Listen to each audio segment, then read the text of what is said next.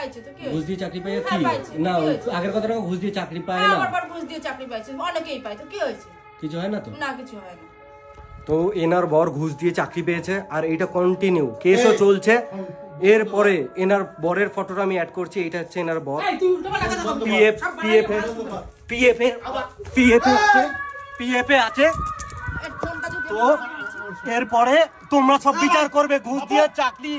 এরকম আগেও মেরেছে, এরকম আগেও আমায় মেরেছে। বলো তো, বলো সেদিনের ঘটনাটা কি হয়েছিল? সেদিনের ঘটনা আর কি বলবো, ছেলে মেয়ে দুটোই আমার, কিন্তু ও তো এসে কারোর কথা শোনে নাই। ও তো ঘরে যে ওর দিদির সামনে গিয়ে তর্ক করেই যাচ্ছে, উল্টো পাল্টা বলেই যাচ্ছে। আমি বলছি বাপন তুই শোন, আমি কথা কি শোন। তখন একটা উত্তর ও কোনো দিয়েছিলাম? কথাই উত্তর দেয় নাই। ও ব্যাগ দিয়ে জামা কাপড় বের করছিল না, ঢুকাচ্ছিল, ব্যাগের দিকেই তাকিয়েছিল, কিন্তু ও সামনে আসে মানে ওর দিকে তাকাইও নাই। হ্যাঁ, এই নিয়ে দুই ভাই বোনের মধ্যে যা হয়েছে, সের মধ্যে তো ওই বেশি করছে। ও কেন আগে ওর দিদির চুল ধরলো, আমি মাঝখানে চাপা পড়ে গেছি, চুল ধরে টানতে টানতে আনছে, ছাড়াই পারি না। আমি বরং ওর গায়ে দুইটা চড় মারছি, ছাড়াইতে পারি না বললাম। কিন্তু আমি কি এবার ওর মেরেছিলাম মুখের ভাইকে? আঁচড় যদিও লাগে, ওর ওই ছাড়া চুল মাথা ধুইছিল, সেই চুল ধরে টাইনে এনে আমি বলছি পনি আসো আসো, মেয়েটারে মাইরে ফেললো, বাঁচাও বাঁচাও।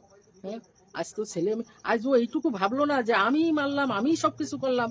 তারপরে ও ভিডিও করে, ওই তো ভিডিও করছে, ওর এর কোথায় ভিডিও করা আছে? এই তো ভিডিও করে নাই। ও ফোনটা ধরছিল, সে সময় ফোনটা নিয়ে ও পাশার মাইরে ভাঙ্গে গুঁড়ো গুঁড়ো করে দিচ্ছে।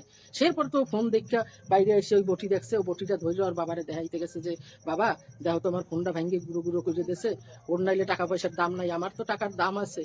হ্যাঁ, আজ তুই বাড়ি ঘরে থাকিস না, কার জন্য কিসের জন্য সেসব আমরা সব হজম করি। আজ আমার বাড়ি যেভাবে পিতিরে রাখছি, আনছি, রয়েছে, হ্যাঁ, তারপরেও সেই পিতির সঙ্গে ও ফ্যামিলির সঙ্গে তো সে মাইয়া আসতে আসে না বা আসে না, যা হইতে আছে ওকে সঙ্গে হচ্ছে, আমাকে সঙ্গে কোনো কথাই নাই।